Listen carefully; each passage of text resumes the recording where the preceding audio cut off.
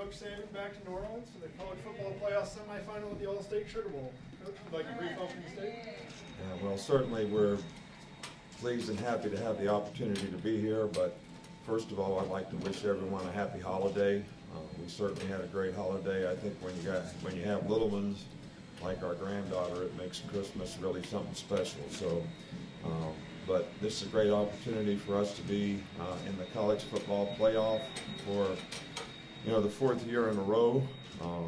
Special thanks to the Allstate Sugar Bowl, all the people that are associated with the Sugar Bowl, the city of New Orleans.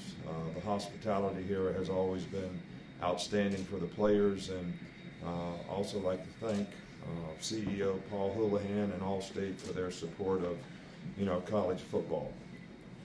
I'm kind of proud of the fact that we're going to have 25 guys that have their degree playing in this game, and I think that brings the total to 126 that we've had in the last 5 years that players have been able to play in playoff games or bowl games with their degree. So that makes us very proud, because that is what we try to accomplish for our players, to be able to develop a career off the field and on the field, and that's certainly something that's going to benefit the quality of their life.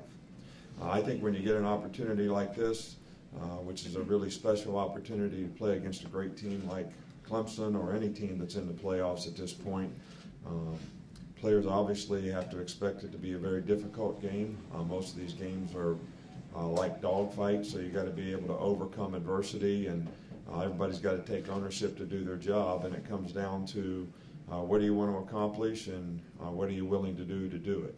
Just like anything in life, I think you make a goal, you have a goal, you understand there's a process of things that you have to do to accomplish the goal, and you have to have the discipline to execute it every day.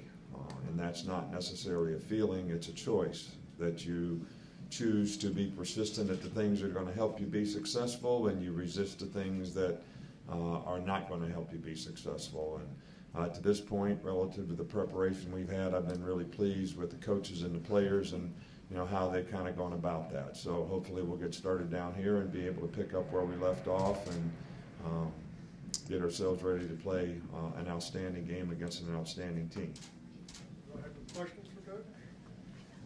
Nick, it's been a difficult journey to get back to the playoff. How proud are you of the way this team has persevered?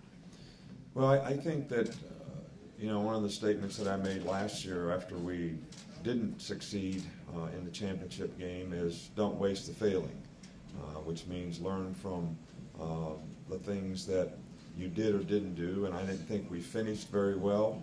We didn't finish very well in the game, lost the game at the end of the game, and I think your identity as a team starts with how you finish. And this team has an opportunity to try to finish this season a little better than what we did the last, and I'm proud of the way they went through the season. I think we lost our identity a little bit in the last game, maybe forgot who we were and what we needed to do to be able to succeed in our last game, and we feel fortunate to have the opportunity to sort of rectify that in the playoffs. It's not often you lose your last game and get into a playoff.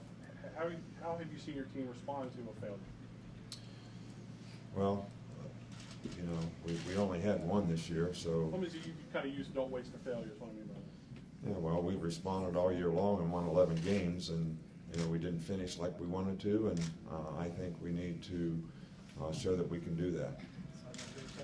You talked about before, balancing the bowl experience and preparation for playoff, because a game like this has consequences. How have you adjusted over the years in being in the playoff game? And how much the bowl experience, what do you want your players to, how much do you want them to enjoy themselves as the right? Well, I think when we first came to the first game 4 years ago, we were trying to balance the bowl experience sort of with the whole playoff experience, not having ever done that before.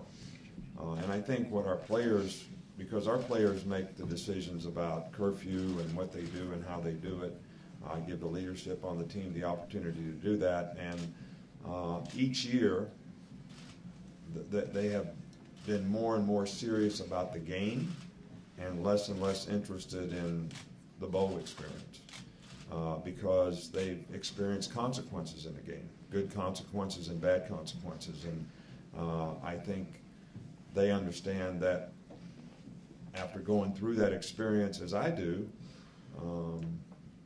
the fun of it all is having success. The fun of it all is winning the game. And no matter what you do, you don't remember all the things that you did, but you always remember whether you won or lost the game. So that's changed a little bit with our players, which doesn't disappoint me at all. I'd love to see them have the opportunity and to have a good time and be rewarded for having a great season. But the playoffs have significant consequences, and the opportunity that you have really doesn't afford itself. The two don't fit together, that well. Additional question? Ted? Nick, is everybody, do you have any, are you 100% here, either injuries or suspensions or anything like that? We don't have any suspensions, but I think everybody's aware of the injuries that we have. Dylan Moses was injured in practice, the third practice that we had, and he won't be able to participate in this game. Hoodie Jones, we lost in the Auburn game. So those two guys are definitely out. Sean Dion Hamilton is out. So, but we do have, Mac Wilson and a couple outside linebackers, Christian Jones and Terrell Lewis, that have been able to practice and come back and play. So we've had a significant number of injuries on defense. Some of the guys are back, and we lost some other guys. How much better have Christian, Terrell, and Matt looked in the preparation maybe before the Auburn game? Well, I think that when players are cleared medically and they come back, and they're not 100% and they're not fully, they're cleared, but they can't practice and get all the reps in practice. It makes it much more difficult for them to prepare for the game like they need to or want to, and it also makes it more difficult for them to perform in a game like they'd like to. So in their cases, all those guys have been able to practice, so I think that they feel a lot more comfortable and confident in what they need to do from a role standpoint to have success in a game like this. He has practiced. Nick, Martin Burns has a reputation as a great recruiter. Would you talk about him as a running backs coach, the success you had? Well, I think that his reputation as a running back coach would speak for itself relative to the quality of players that we've had at that position and how well they performed and the consistency they've had in their performance. And I think to a large degree, he's had a significant impact on those guys, but I would like to know sort of what running back coach has had as many good running backs that have had the success that he's had. If you look at the lineage of players that we've had in the last 10, 11 years, pretty good group, performed at a high level, and he did a really good job with them. Speaking of running backs, Mark Ingram going to have any contact with the team this week? I haven't talked to Mark yet, but he always comes around. So I'm looking forward to seeing him. Trent Richardson was there yesterday, so the one thing that I feel most proud of is how all the great players that we've had, and we've had a significant number of great players, and they've all contributed and are the reason for the success that we've had here at Alabama.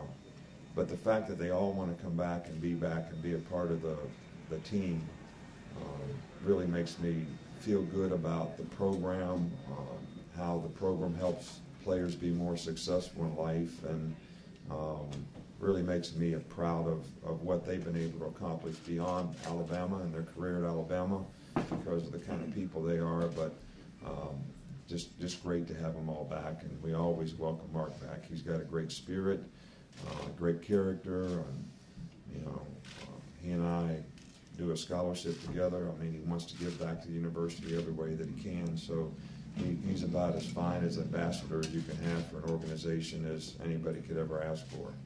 Thank you very much. All right, thank you. Make us Patrick will be available.